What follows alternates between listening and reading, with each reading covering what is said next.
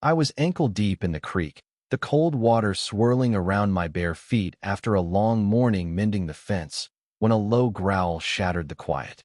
At first, I thought it was thunder rolling down the valley, but the sky was a flawless blue. Then I saw a plume of dust rising behind the ridge, drifting toward me like a warning. My pulse kicked hard, and I tore up the slope, wet jeans sticking to my legs.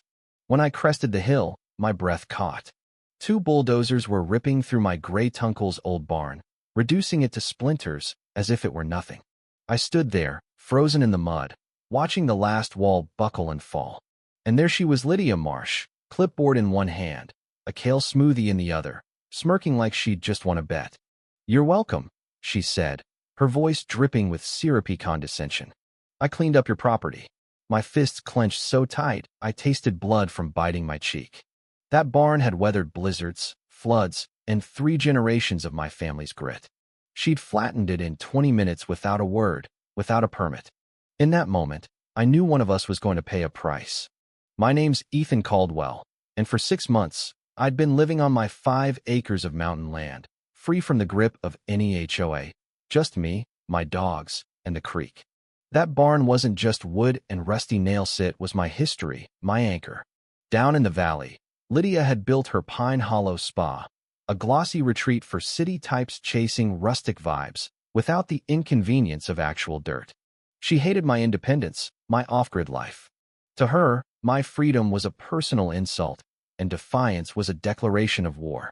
She'd been gunning for that barn for months, calling it an eyesore that ruined her guest view. So she took matters into her own hands, forged hazard reports, fake citations, and contractors who didn't bother with permits. She drove her machines straight through my legacy. The sheriff rolled up 2 hours later, flipping through her stack of papers before tossing them aside. "Bogus," he muttered, but the damage was done. My barn was gone, and something inside me snapped. That night, I couldn't sleep. The image of those bulldozers, Lydia's smug grin, kept looping in my head. Then I remembered the creek, the same one she'd quietly rerouted 2 years back to fill her fake lake. She'd buried a pipe under the trail, hid it with fake rocks and manicured shrubs. Back then, I'd let it slide, too tired for a fight. But not now. Not after she'd crushed my past. Before dawn, I grabbed a shovel, some steel mesh, and a bag of quickset cement. The birds were just stirring as I pried up her carefully placed boulders, exposing the pipe, siphoning my water. I stuffed it with mesh and rocks until it choked, then sealed it with cement.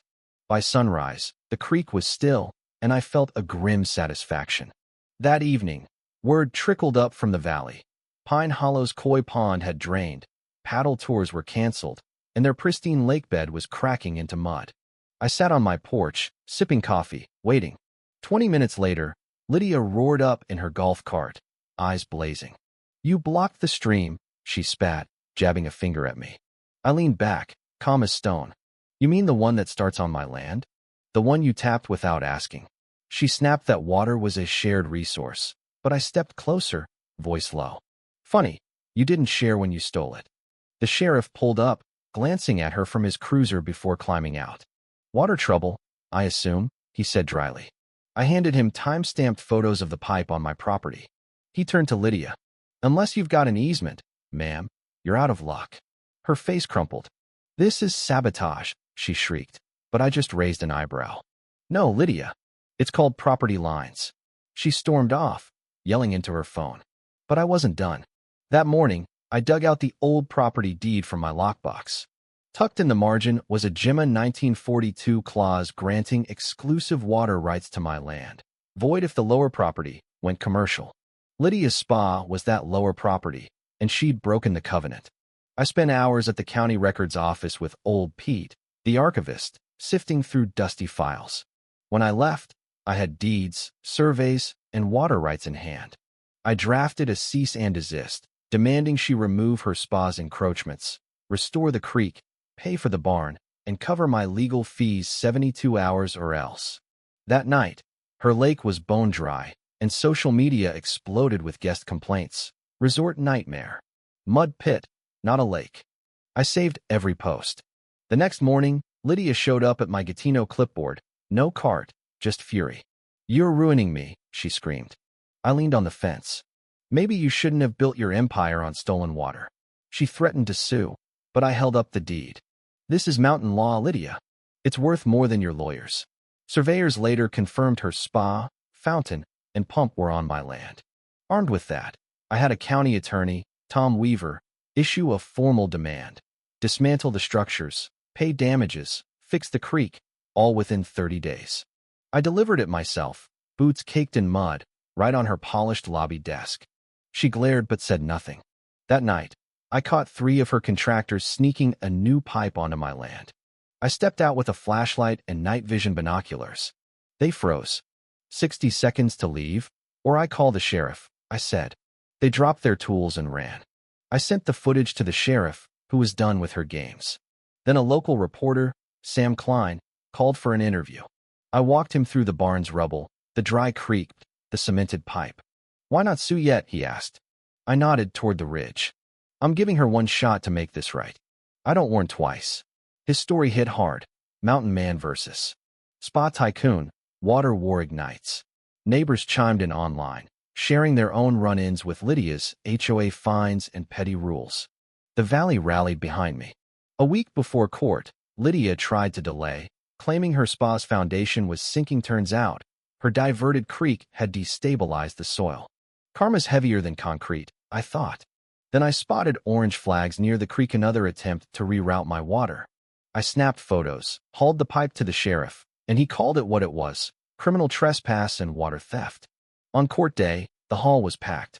Lydia arrived late, disheveled. Judge Harlan, a Valley native, didn't mince words. You built on his land, stole his water, and erased his heritage, he said.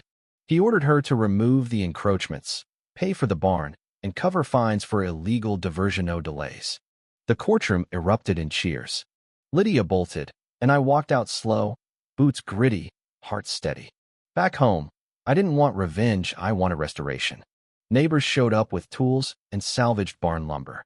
We built something new, not a copy, but a tribute to our roots. We carved our initials into the beams, just like my dad and great-uncle. A sign went up, Caldwell Ridge, Est.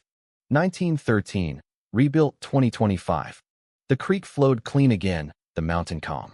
Word spread that Lydia listed her spa and skipped town. The sheriff called weeks later. Looks like you outlasted her, he said. I shook my head. Didn't outlast. Just held my ground. Now, as fall paints the leaves gold, I sit on the ridge with my dog, Ranger, watching dusk settle. The air's crisp, unforced, the kind you only breathe when justice finds its way. Sometimes, fights pick you. When they do, right or wrong, you decide how hard to swing. Was I too harsh, sealing her pipe, dragging her to court? Or was it the only way to protect what's mine? Have you ever faced your own Lydia? Someone who thought they could steamroll your life? What would you do if they tore down your history or stole what keeps you whole?